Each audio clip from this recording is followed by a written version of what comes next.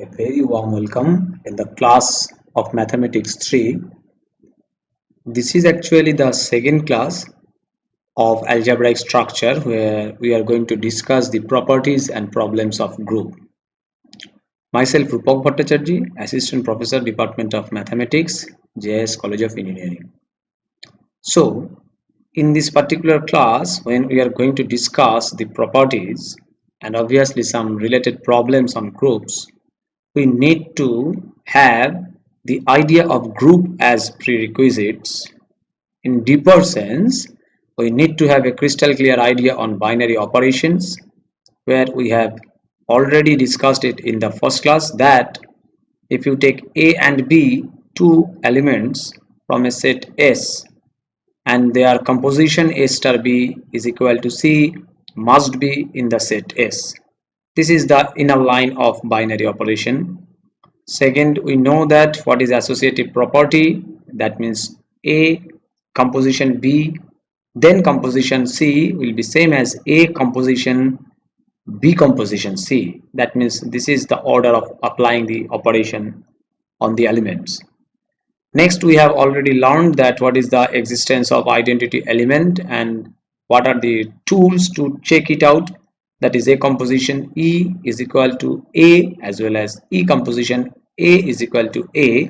Then E is the identity element. And finally, the inverse property, that means for one element A in the set S, if we get another element B such that A composition B is E, that means the identity element, and B composition A also is equal to E, then we call B is the inverse element of A or vice versa. So these are the existential criterions for inverse property. So using all these things, we are going to extend some properties of group in the next slides. So let us proceed further.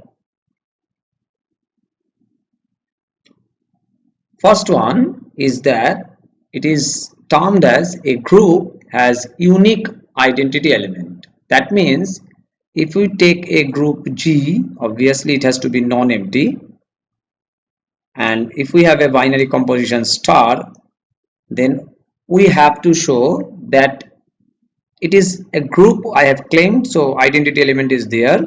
So if the identity element is taken as E, then we have to show that E is unique.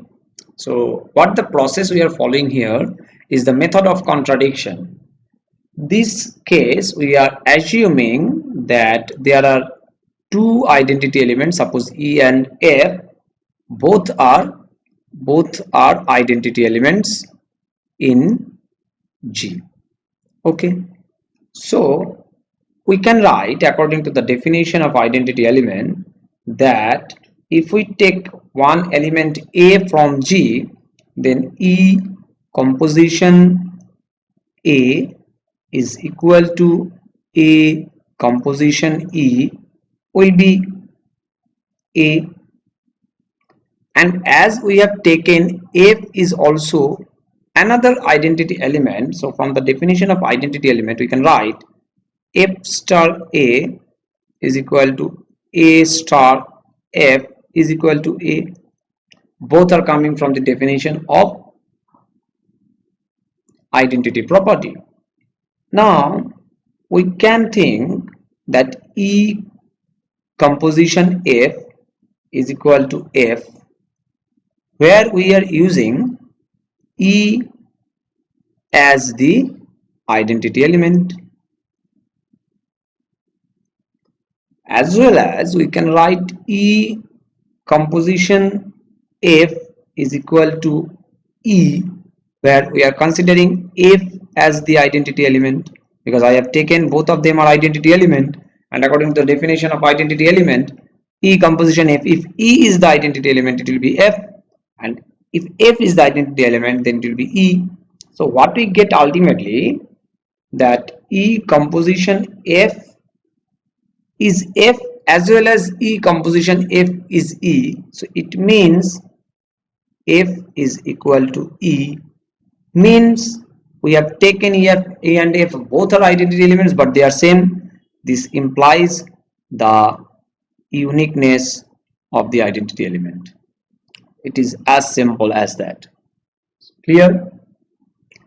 Now, proceeding further, we have the next property as on inverse element. It is told that in a group, each element has unique inverse element. That means, what is our target? Suppose we have a group G. Similarly, G is a non-empty set with operation star. So if you have one element A and B where their relationship is inverse, so it will be unique, means for this A there will be no other inverse element other than B. It is our claim. Again, we are trying to prove it by method of contradiction. What is the approach we are taking?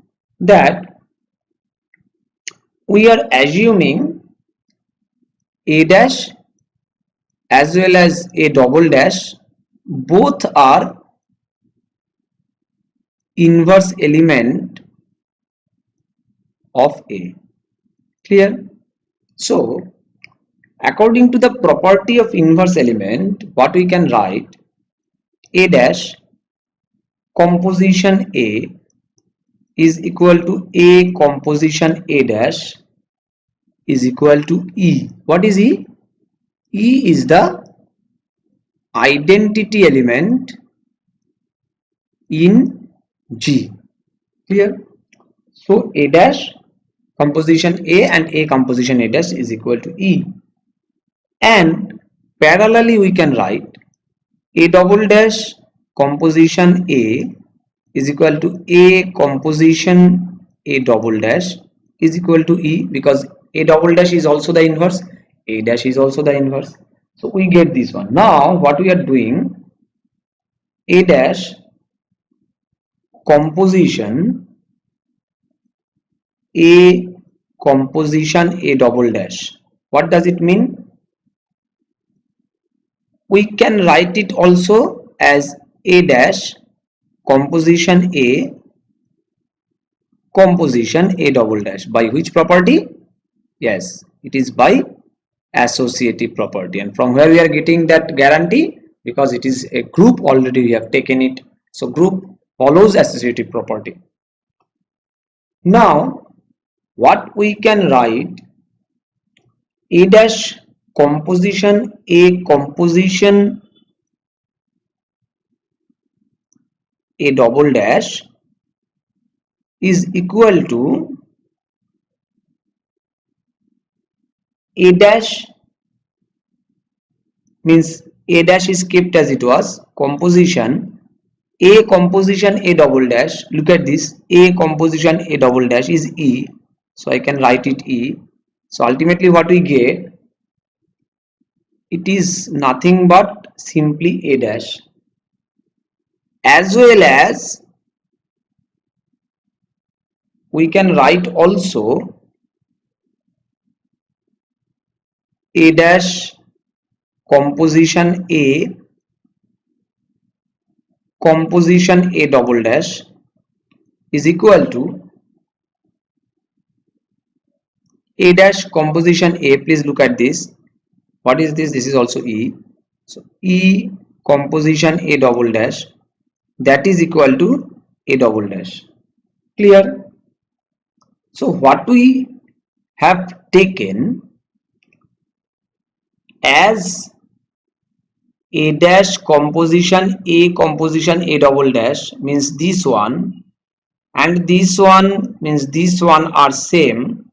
Their resulting elements has to be same. What we got from this, that A dash is equal to A double dash, which is nothing but the uniqueness of the inverse element of a specific element A. So this proves our claim that in a group each element has unique inverse element.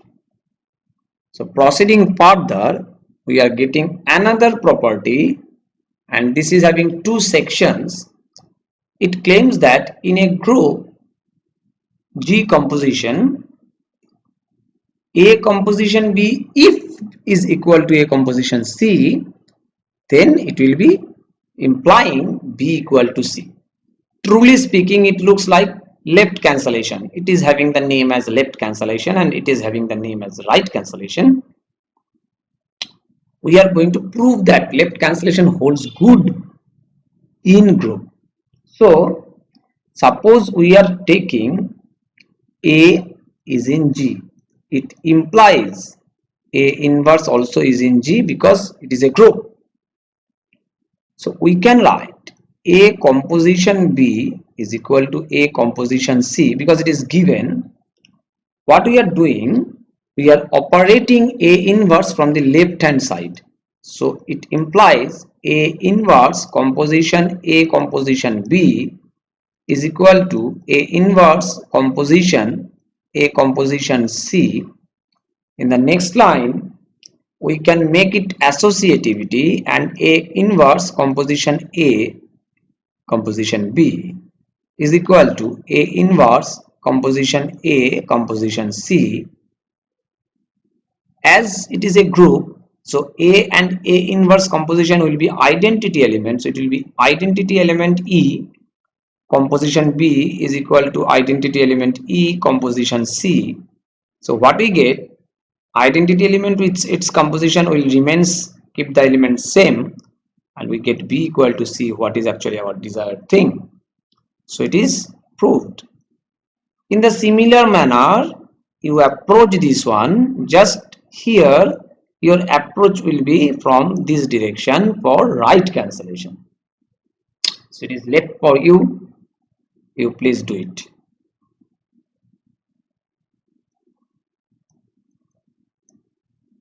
Now for the next problem or property, what you can say is that in a group G composition, A composition B whole inverse is B inverse composition A inverse. Now how to prove it? Look at this, it is a general statement composition. So we have to make the proof also in the general form. So there are some special techniques what we are adopting, obviously from using the concept of group theory. What the special thing we are adopting here is something like that. We are taking A and B from G, it is already given. That means A inverse, B inverse, A composition B, A composition B whole inverse, B inverse composition A inverse, all are present in G because it gives us the guarantee from the closure property as well as the existence of the inverse element as it is a group. Now why we are writing this?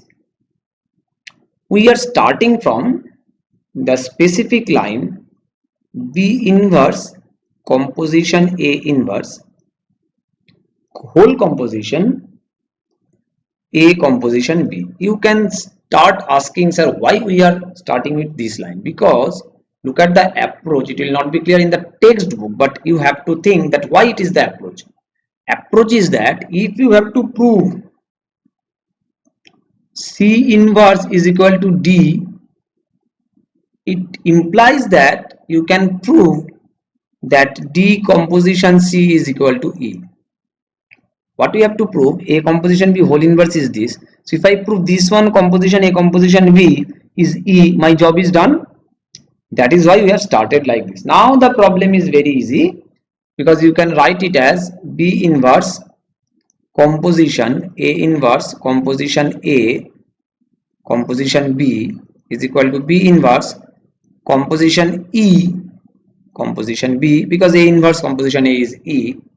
After that you can take any two, these two or these two, or you can write it as B inverse composition B is equal to E. Clear? Please recall the definition of inverse. A and B in G, then A composition B is E and B composition A has to be in E. Means we have to show it from both the directions. Here we have proved it from one direction, so also we have to prove it from the reverse direction, that is A composition B composition B inverse composition A inverse is what? But the process is here same, means the approach is here same. We can write it in this way. After that we can write according to the formula of B composition B inverse is E composition A inverse. So in the next line what we can write, A composition E I have taken, so I have considered it will be A, then it will be A inverse, and ultimately we are getting E. So what we got actually, B inverse composition A inverse composition A composition B is equal to A composition B composition B inverse composition A inverse is equal to E. E means the identity element of this group G, which actually implies A composition B whole inverse is B inverse composition A inverse, and truly speaking you can say also that B inverse composition A inverse whole inverse is equal to A composition B. Both are true, but as it is asked to prove, that is why we are showing this one. Okay, so moving forward, what we are getting one question, that what will be the decision for commutative group, because we know that in commutative group A composition B is equal to B composition A. So can't we write for commutative group that A composition B whole inverse is equal to B inverse composition A inverse is equal to A inverse composition B inverse? Means if it is a commutative group, then the order can be maintained as you wish. That means A composition B whole inverse is equal to A inverse composition B inverse, but it is not true in general. In general, this is the true statement. Clear? So next we are getting another problem where it is asked that A inverse inverse is equal to A. What does it mean? You have a group G with a composition star, G is non-empty, and you have A in G. So you have A inverse present in G. So A inverse inverse must be present in G. A inverse inverse inverse must be present in G, and so on. The claim is that here A inverse inverse is equal to A, means A, then A inverse, then again A, and then obviously again A inverse, and so on. But what is the process to prove this thing? So obviously as A is in G and G is a group, A inverse must be in G, there is no question.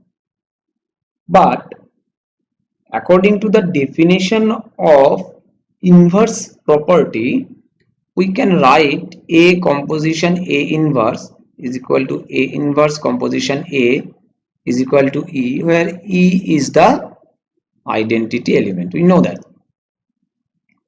So as A inverse is in G, already we have claimed that A inverse inverse will be also in G. Now using this concept, what we can write, A inverse composition A inverse inverse will be also E, because these are two inverse elements and their composition will be the identity. But what we can write, that already we know that A composition A inverse is equal to E, and we can write it as A inverse composition A inverse, because it is true here in the both direction, that A inverse composition A inverse is also E. I am taking this one, and A composition A inverse means this one together with, because this is equal to E, this is also equal to E. So I am taking this one and this one, and after that what I am doing, I am operating A inverse from the right hand side to make it cancel. Or already we have learned the left cancellation law and right cancellation law.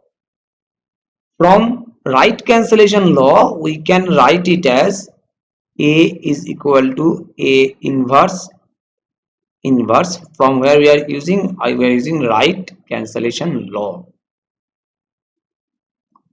So what was our desire? Actually we have proved this, that A is equal to A inverse. So it is also proved. Now there is one associated question with this, that is, what will be E inverse? E is the identity element, we know. What will be the E inverse? So E inverse must be something for which E composition E inverse will be E, and E can be written as E composition E. Now from left cancellation we can write that E inverse is E, or you can use any other process to prove it also, no problem, but this is the easiest way to claim the thing. Now we have some practice session for this particular class. This tells us that we have the set Z means set of integers, and we have one operation star. Z is non-empty, very much clear, where A comma B is in Z. G is equal to Z means we are talking about the set here. G is a general term. Here for this problem we are taking specifically as Z. So A comma B is in Z, and A composition B gives you A plus B minus AB. Our job is to check whether it is a group or not. That means our job is to check sequentially this properties holds good for here or not. So first property, if you take any two integers, then their addition and their product all are integers. So A plus B is in Z, AB is in Z, so A plus B plus AB also is in Z. So closure property holds good. Next is associative property. Associative property, you know that A composition, B composition, C and so on. So you can take it that A composition B composition C is equal to A composition B composition C. After writing explicit expressions, you will get the thing is coming along with A, B and C with addition and multiplication sign. Now as usual, addition and usual multiplication for the integers are associative. This combination will also be associative. Yes, you can claim it in this manner with your logical sentences and you will get the full credit. Either or you can do the calculation also. Now the next one, third one, identity element. Now for the identity element, you need one element A along with E such that it will be A. So let us think for it. A plus E plus AE is equal to A. Now you can write it in the next line. As E is not known to you, this A and this A will be cancelled out and you can take E common. It is 1 plus A is equal to 0. So what will be the value of E? If this is the question, please think about it. If your A is equal to -1, in this case E can take any value, and if your A is not equal to -1, that means this part is not equal to 0 but the product is 0, then you have to take E equal to 0. The problem is here there is no such condition on A that A is not equal to -1. So if A is equal to -1, what you are getting, -1 plus E plus of -1 into E is equal to -1, because we are taking for A equal to -1. So what it get, this -1, this E and minus E is cancelled out, -1 equal to -1, it is standard. That means you take E equal to 1, it will be valid. You take E equal to 2, it will be valid. You take E equal to 7, it will be valid. But we know, just in this class we have gone through that identity element is unique, which is violated for this case.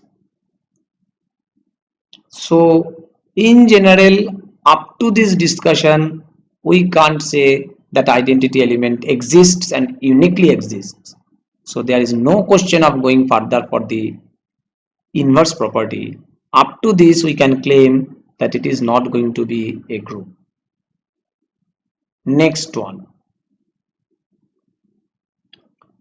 So here what is said? Let H be a set of all real matrices, that means the entries are real numbers, of order 2, where the determinant value of them is 1. First of all, we will construct the matrix in an easier manner, that the tells us, suppose it is order 2, so A, B, C, D, such that determinant value is 1, that means AD minus BC is equal to 1. This is the set we are talking about. First of all, this set is non-empty, we have to show, and we can take 1 0 0 1 order 2 matrix whose determinant is 1, so it is a non-empty set. Clear. Operation is asked. The operation is here matrix multiplication.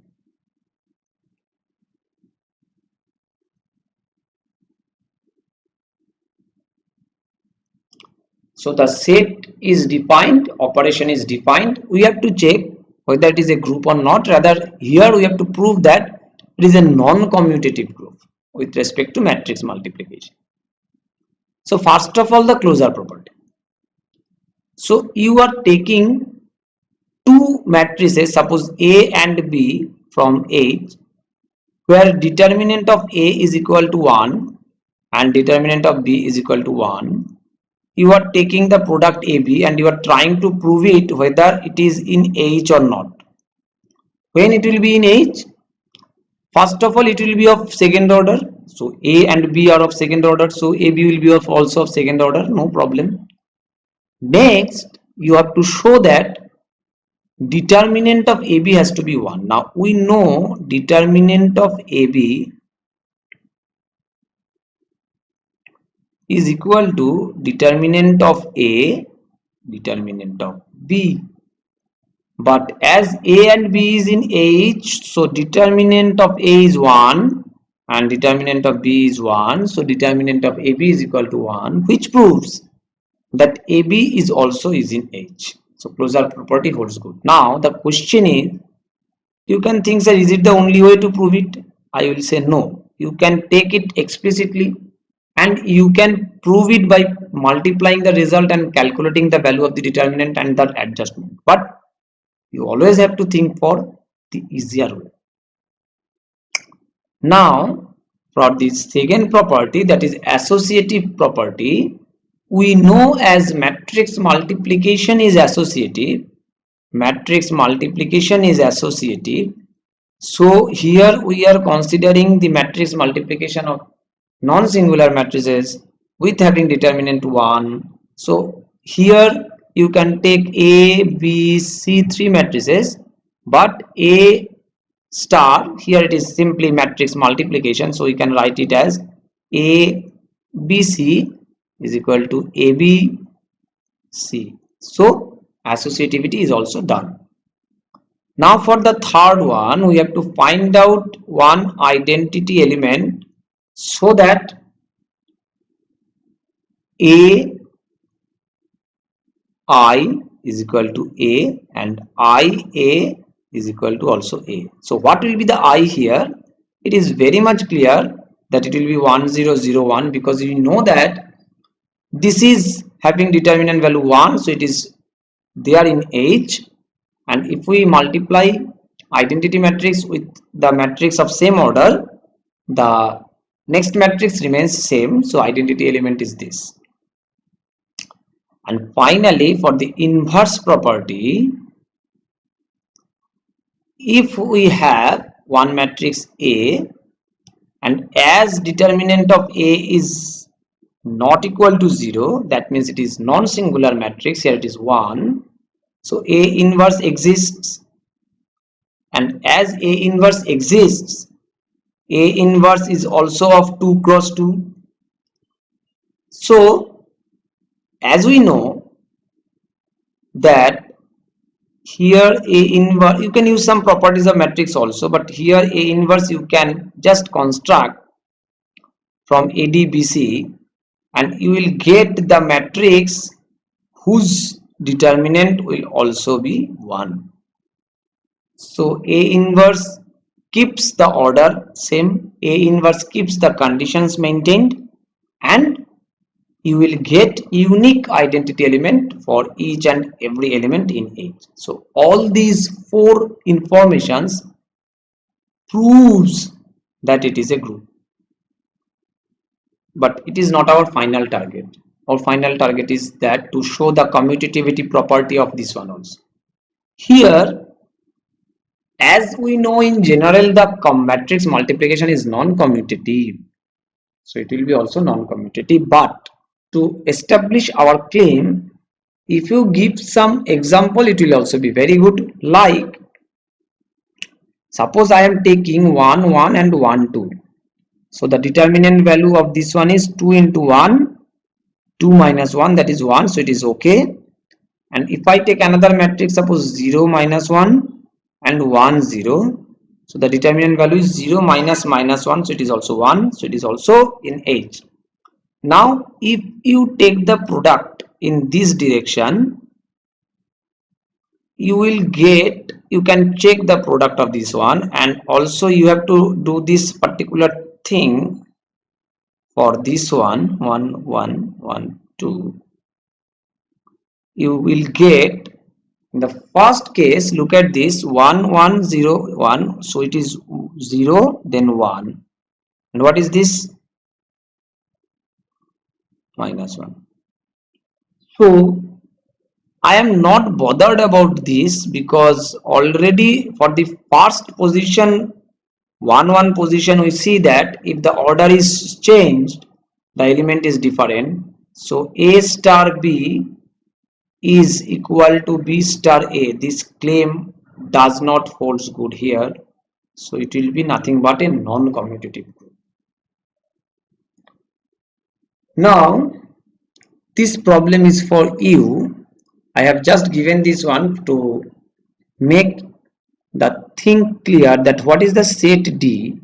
We are taking for all odd integers. Please concentrate on this one, and we have to show that whether it is proving a constructing a commutative group, and the composition is A star B is equal to A plus B minus 1. So in the last example, it was not a group, In the last example it was a group but non-commutative group, and in this example you have to prove that it is a group with commutative property.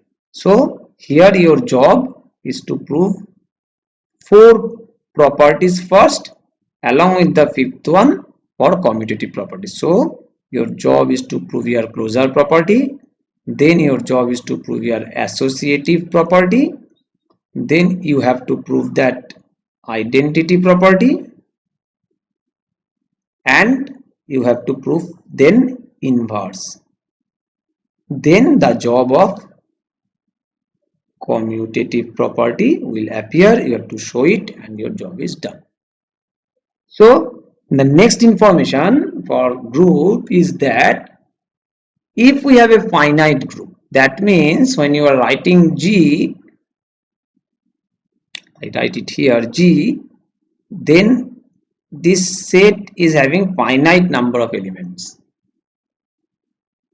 And why it is important? Because the next term, that is the order of a finite group, if it is a finite group, like the example of 1 minus 1 I minus I with usual multiplication, it is a finite group. The order of this group, is 4, because the order of a finite group is the number of elements in G. But this question does not holds good for the last example or last to last example, that when we are talking about n plus or when you are talking about r plus, is it a group? Can you recall? R plus, then the question is not coming because we are discussing here order of a finite group. Clear? So we are in the last part, extreme last of the class, that here you have some assignments to prove and you have some MCQs. Please concentrate on all these MCQs.